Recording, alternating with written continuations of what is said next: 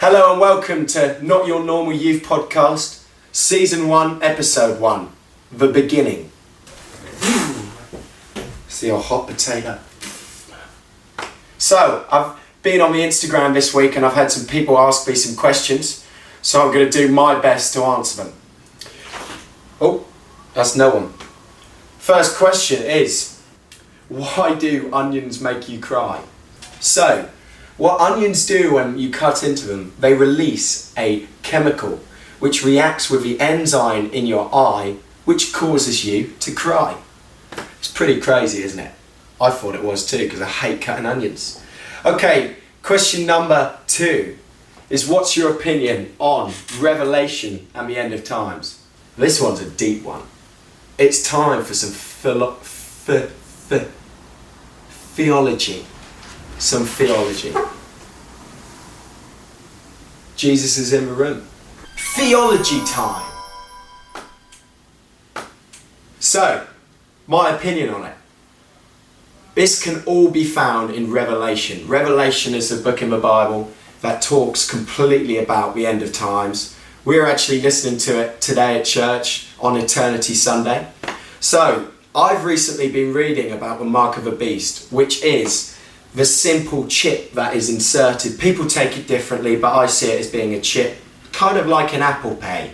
So this chip controls everything. It's like having a phone in your hand. It's pretty cool, but there's biblical teaching on it that says when this is called the mark of the beast, and this signals the end of time. Pretty crazy stuff, isn't it? So that's pretty much it. So end of times, I believe there is going to be a time coming. It's all in God's plan. He has a divine plan for every single bit of it.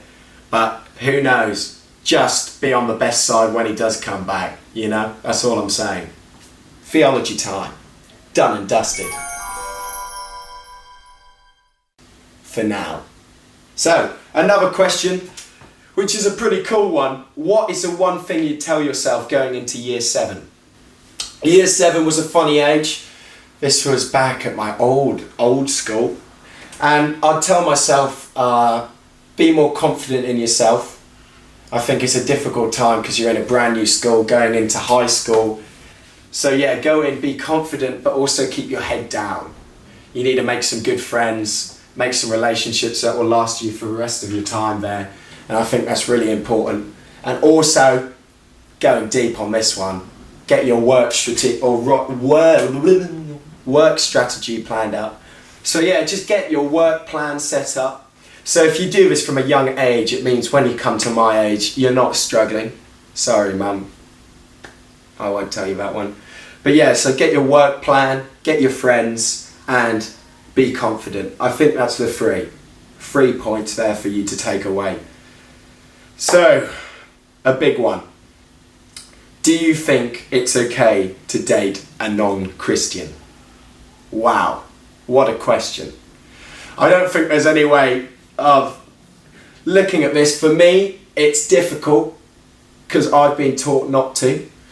It's very difficult for me. I'm a no sex before marriage avid user.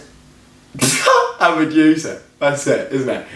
So for me, it's not an option, but I think there is some people that believe in the old flirt to convert, but I'm not saying that's right. I think the best relationships are found within church because they're the ones that have the good morals, they're the ones that have the good rules, and they're easier. You know, it's always difficult being a Christian, following the rules that the Bible teaches if you do have a non-Christian girlfriend. And I'm not saying that if you do, it's wrong, but I think you need to make sure your relationship's focused on God and that principle. So I think that's a real big thing. So for you guys out there, just a little segment, you've got to treat your ladies like queens, okay? Treat your ladies like queens, because girls love to be treated like queens. Kings? Queens, isn't it? So girls, I'll treat you like a queen, isn't it? Amen. Okay, so I was talking earlier about like the thing with the year 7. So this person has asked, do grades matter? I think if I'm looking at it for me, Yes, they do. But as I said earlier, what matters more is your work or pattern. I think if you can get a good, strong work pattern in, then you can put that work pattern onto other stuff. I think grades aren't everything. If you look at it throughout our generation, there's been influential people such as Richard Branson, Alan Sugar, that all don't have any GCSE grades at all. But I think if you have the work pattern and the work mentality, that's what takes you further. If you look at those guys, they're the ones that worked hard. They had the work mentality. They have a strict pattern. And I think if you have that set in place, the sky's the limit. And them guys are certainly seeing that. So I think grades aren't everything, but I think you need to make sure you get English and maths. That's a certain, because not a lot of people are going to get the jobs if they don't have English and maths. And you've got to look at it with everything. Everything's getting more difficult, more population, so meaning decrease in amount of jobs. You know, there's going to be a lot more competition in jobs nowadays. So I think the one thing that does matter when you go towards a job is having that work mentality that they can see, and also having other elements to yourself. Like in our generation, there's certain people that think grades is everything and kind of shy away from everything else, meaning that when they go for the interview, I know a couple of my friends that are doing it, that are completely work heavy, but they can't get the job because they haven't got any other element to it. But I think from what I've had come up to me recently is a lot of these guys that are employ people not just on the grades, but their leadership, like how they are as actually as person, how much they want to be there, and how much they actually have a work mentality. And I think that's so much important. So for all you young people out there, if you get your work mentality and your leadership and everything that comes with that in check, then also if you have that work mentality, it's a lot easier getting the grades because you're actually switched on and you're wanting to go for them. So I think that's pretty important, is the grade is not the... So yeah, I think that's pretty much it for that. But also, don't be anxious. Like, as you guys probably know, you'll have known your A-level results already. And don't just look at them as being like, oh, you've made a mistake. Like, at the end of the day, people make them. And I think you've just got to realise that you just take that and you've got to run with it now. Like, a lot of people don't realise I've not even finished my A-levels. So I'm dependent on the big guy helping me out there for economics next year. But I think you can often look at grades as being actually defining yourself, but don't ever define yourself by your grades. You're defined by who you are, which I believe is found in Christ. So don't look at it as being on a bit of paper that says A, B, B, or for me, A star, A star, A star. Shout out Paula, that's for you, mum. So yeah, I just think you've got to be careful. There's a fine line between finding yourself in grades and finding yourself in God. So yeah, that's pretty much all I can say on that one. And someone's asked, how do you talk to your friends at school about God? I think often for me, I'm not the one going into the conversations. My friends are the ones that are actually asking. I think often my technique is asking why. So when people say they say, so I don't believe in God, so I'll ask why. And I'll keep on asking why until I get to the root of why their disbelief comes from. I think that's a really important and effective way of going about it. If you keep asking why, then you can go straight on, arrow shot into why they don't believe in God. I think young people, if you're confident nowadays, there's so much emphasis on confidence. And if you're confident about your religion and about being able to talk to it, I think then it's so much easier. If you're really timid about your faith and you're not acting on it, then people start actually not questioning them, they start questioning you. And that's when you need to realise that there's something that you're doing that's not right. So if people are questioning you, you need to look at what you're doing and how you're not acting on your faith. And I'm not here condemning you, because there's been times that people have asked me, James, why are you doing that? But I think you need to be very confident and follow the biblical teaching, because then they start asking you the questions of, hey, what's your opinion on this?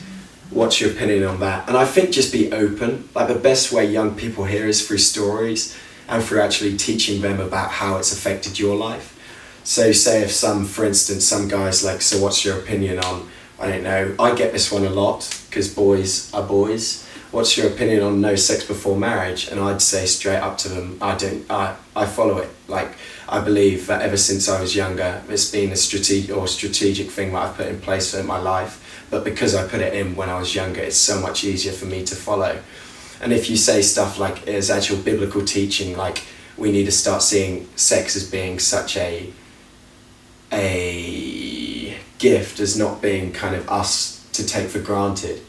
And I think that's when you start realising, or when your friends start realising that, yeah, he's serious about this. Like, there's actual teaching, and like, he's open about it. People are very, very good when you're open to people about stuff. If you begin to hide stuff, then they start thinking, oh gosh, I don't want to, because he's hiding this, I don't really want to follow it. So guys, just to conclude it up, really, to be honest with you, just be confident.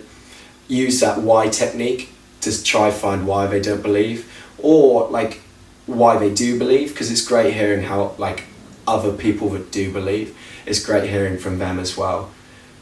But yeah, so I think it's just it's good to have conversations like that. I think you learn a lot more about your faith by how you speak to others about it, and I think that's really important. We need to have some young people that are very open about their faith within the schools, because schools is what we need to focus on, about having people in the schools that are very open about it. So yeah, I think that's pretty much it. Just be confident about it. But also ask them why they don't. So keep on asking why. Yeah. Also guys, just remember to have fun. Young people nowadays, especially the Bible bashers of us, don't realise what it is to have fun.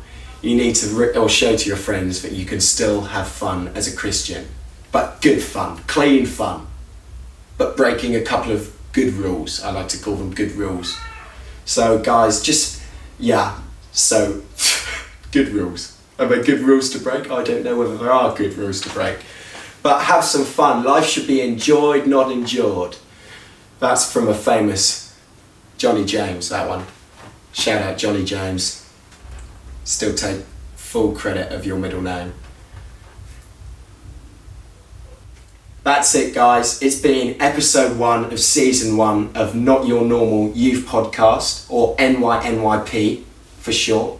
Great. I can't believe who thought of that at all. That's great. So, thank you so much for listening. Please like, subscribe, comment, and also ask your questions for next week. Thank you so much for listening. Thank you. Good night.